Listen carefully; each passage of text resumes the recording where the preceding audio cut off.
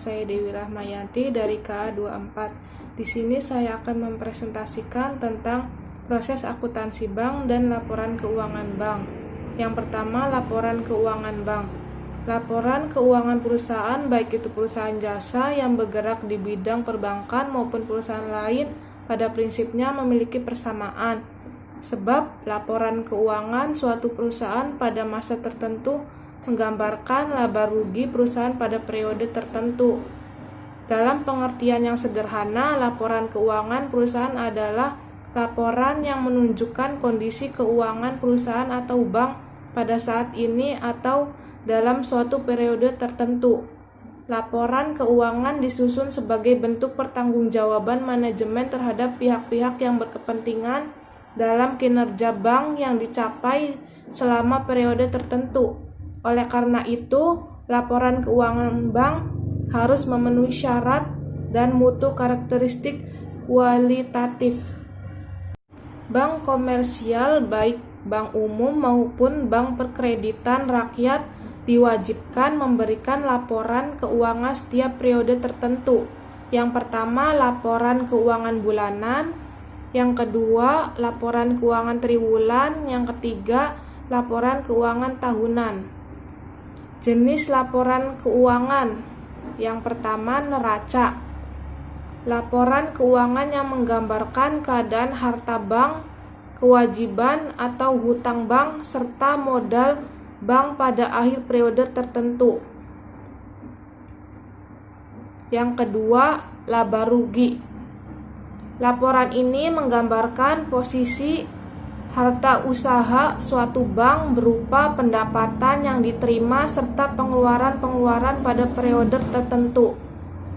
Yang ketiga, laporan arus kas.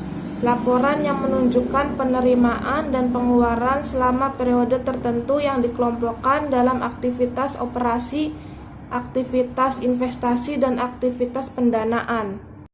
Yang keempat, laporan perubahan modal. Laporan yang menunjukkan perubahan ekuitas bank yang menggambarkan peningkatan atau penurunan aktivitas bersih atau kekayaan bank selama periode laporan. Yang kelima, catatan atas laporan keuangan. Laporan ini berkaitan dengan pos-pos dalam neraca, laba rugi, dan laporan arus kas yang sifatnya memberikan penjelasan baik yang bersifat kualitas maupun kuantitas, termasuk komitmen dan kontingensi serta transaksi-transaksi lain.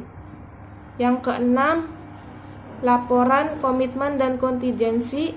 Laporan ini dikenal dengan rekening administratif, disajikan secara terpisah antara komitmen dan kontingensi. Bahkan komitmen dan kontingensi ini dirinci menurut tagihan dan kewajiban secara urut dengan memperhatikan kemungkinan pengaruhnya terhadap neraca. Laporan keuangan bulanan. Yang pertama, laporan bulanan bank umum yang disampaikan oleh bank ke Bank Indonesia untuk posisi bulan Januari sampai dengan Desember, bahkan diumumkan pada homepage Bank BI. Yang kedua, format yang digunakan untuk laporan keuangan publikasi bulanan tersebut sesuai format pada laporan keuangan bulanan di bawah ini. Yang ketiga, laporan keuangan bulanan merupakan laporan keuangan bank secara individu yang merupakan gabungan antara kantor pusat bank dengan kantor seluruh bank. Laporan keuangan triwulan disusun antara lain untuk memberikan informasi mengenai posisi keuangan, kinerja atau hasil usaha bank, serta informasi keuangan lainnya kepada berbagai pihak lain yang berkepentingan dengan perkembangan usaha bank.